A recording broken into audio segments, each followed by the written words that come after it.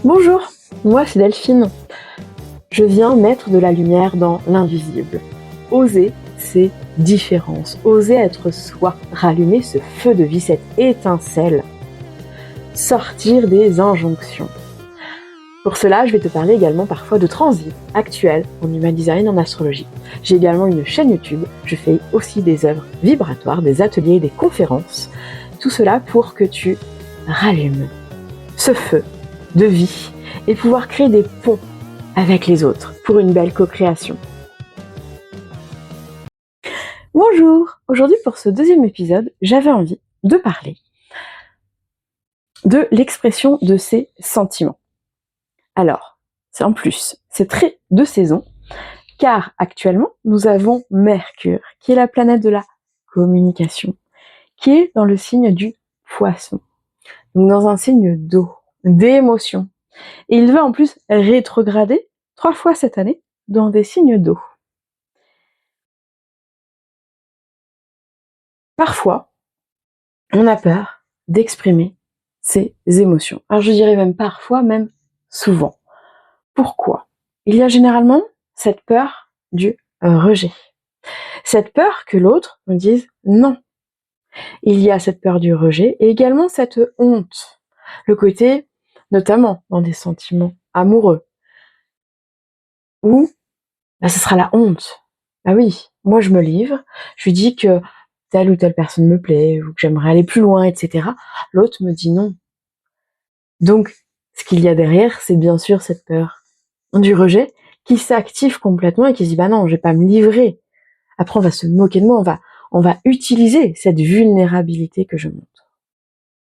Donc, très tôt, on a été habitué à se taire.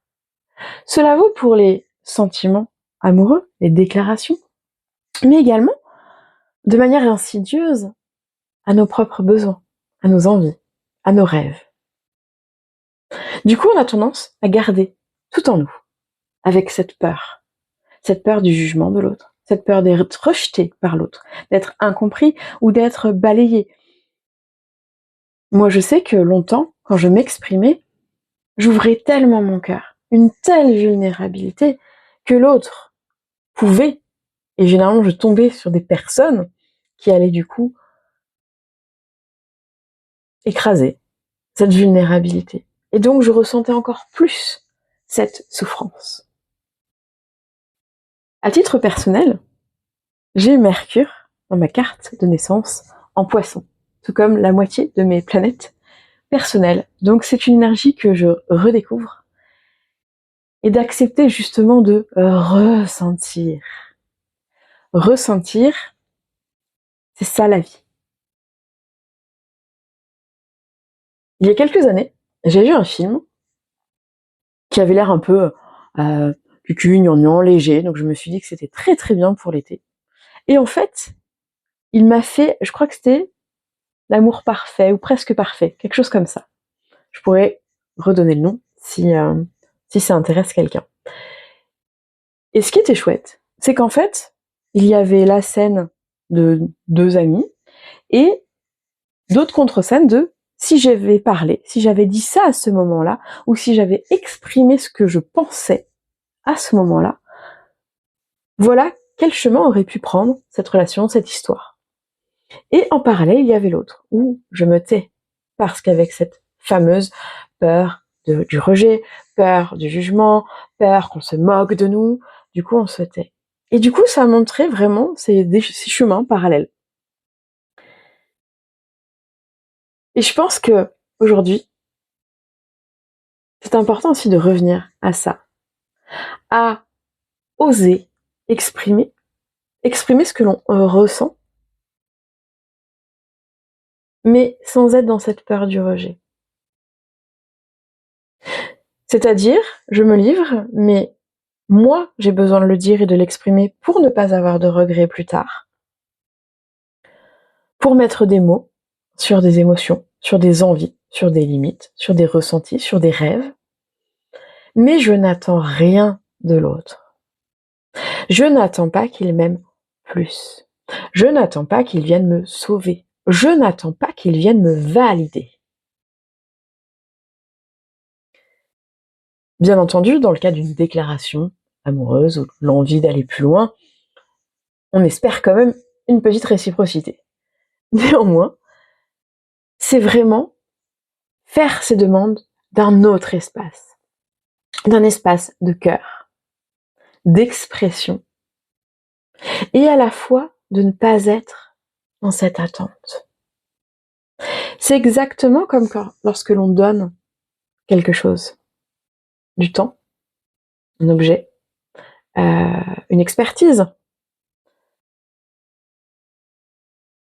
C'est de ne pas attendre en retour. On fait ce don, c'est un don. La personne en fera ce qu'elle veut, la personne sera touchée ou non, la personne nous remerciera ou non.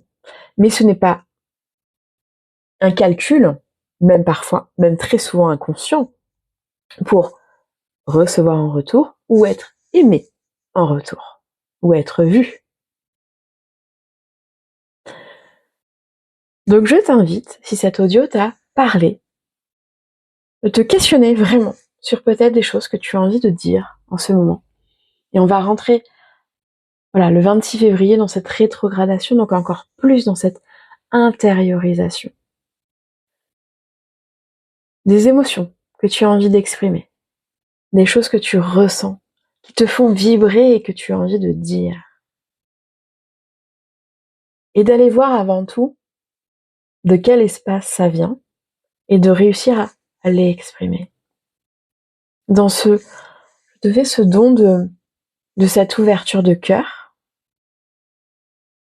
Maintenant, ça te parle. Ça ne te parle pas. Après, ça ne m'appartient plus. Mais moi, j'ai exprimé cette ouverture-là. J'ai ouvert cette connexion. Cette connexion à soi. J'oserais même dire cette connexion à son âme. Et on lui donne vie au moment où on l'exprime. Parce que typiquement, en Human Design, le centre de la gorge est le centre de la manifestation. Donc de dire les choses à haute voix, tout comme de les écrire, de les faire rentrer dans la matière, ça leur donne vie aussi. Et ça libère. N'hésite pas à me dire si ça t'a parlé et si tu as trouvé des choses que tu avais envie d'exprimer. Et je te dis à très vite.